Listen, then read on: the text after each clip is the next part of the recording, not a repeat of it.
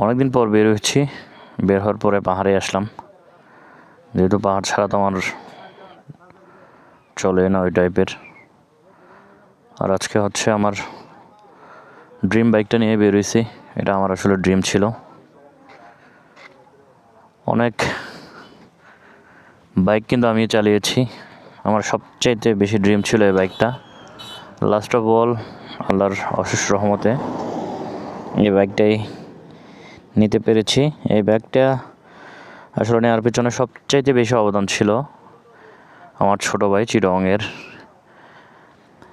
মেহেদি হাসান পার্থকে অসংখ্য ধন্যবাদ জানাচ্ছি, এবং পার্থর সাথে পার্থর যে বন্ধুগুলো ছিল ছোটো ভাইরা, তাদেরকেও অনেক ধন্যবাদ জানাচ্ছি। তাদের কারণে কিন্তু এই বাইকটা আমার নেয়া। এটা এখন চলছে হচ্ছে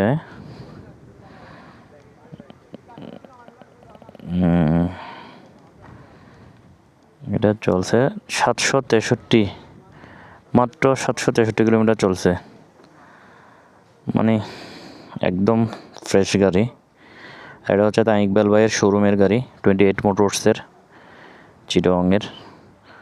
ওটা নেওয়ার পর ছোটোখাটো কিছু মডিফাই করেছি, ওটা অন্য কোনো ভিডিওতে দেখাবো। আর আসছে এখন হচ্ছে সামনে 1 থেকে 2 কিলোমিটার গেলে কিন্তু আমরা নীলগিরিতে পৌঁছে যাবো। নীলগিরিতে যাচ্ছি না, যেহেতু সন্ধ্যা হয়ে গেছে প্রায়। বান্দরবানের দিকে ব্যাক করব। চারপাশে একদম কুয়াশায় ভরা, কোনো কিছুই দেখা যাচ্ছে না। জাস্ট এদিকে তাকালেও কুয়াশা, আর ডান পাশে তাকালেও কুয়াশা। যাব এখন বান্দরবানের দিকে ব্যাক করব, যেহেতু সন্ধ্যা হয়ে গেছে। আর আস্তে ধীরে হয়তো গাড়ির চালানোর বা এই গাড়ির আমার অভিজ্ঞতাটা আপনাদের সাথে শেয়ার করব।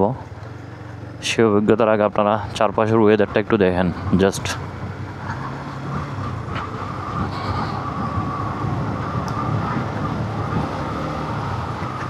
মাথা নষ্ট করে না অনেক সময়, জাস্ট লাইক দ্যাট।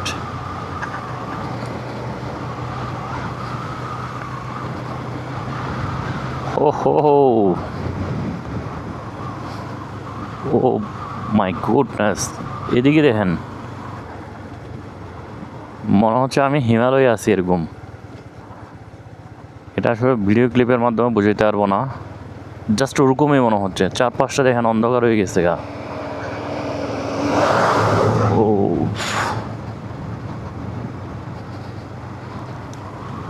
এত একটা দারুণ ওয়েদার পাবো আসলে কল্পনাও করিনি, যেহেতু অনেক দিন বের হয়নি আমি। এদিকটা দেখেন আরও সুন্দর।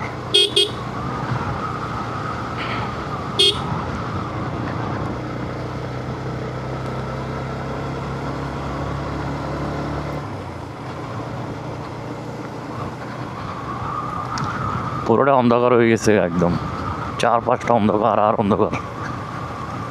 ও বাপরে, এখানে তো আমার হেডলাইট জ্বালাইতে হবে, এতটাই অন্ধকার চারপাশে।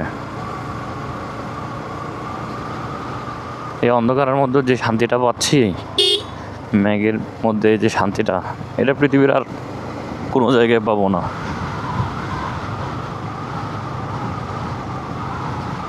এতই সুন্দর, এতই মনোমুগ্ধকর।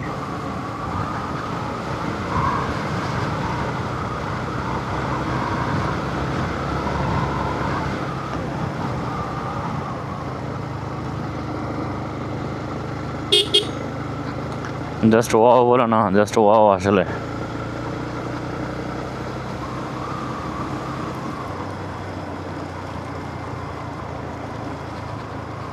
বেসিক্যালি গরমের দিনে কিন্তু এগুলো পাওয়া যায় না, যদিও এখন মোটামুটি বর্ষাকাল শুরু হয়েছে।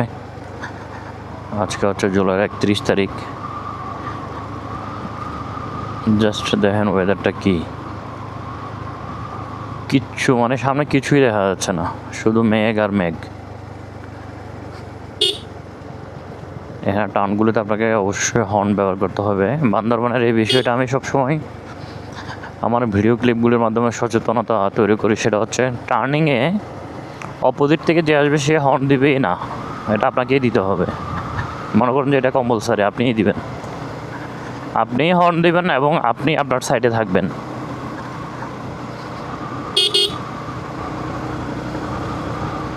ও, এরকম একটা সুন্দর ওয়েদার পাবো আসলে কল্পনাই করিনি।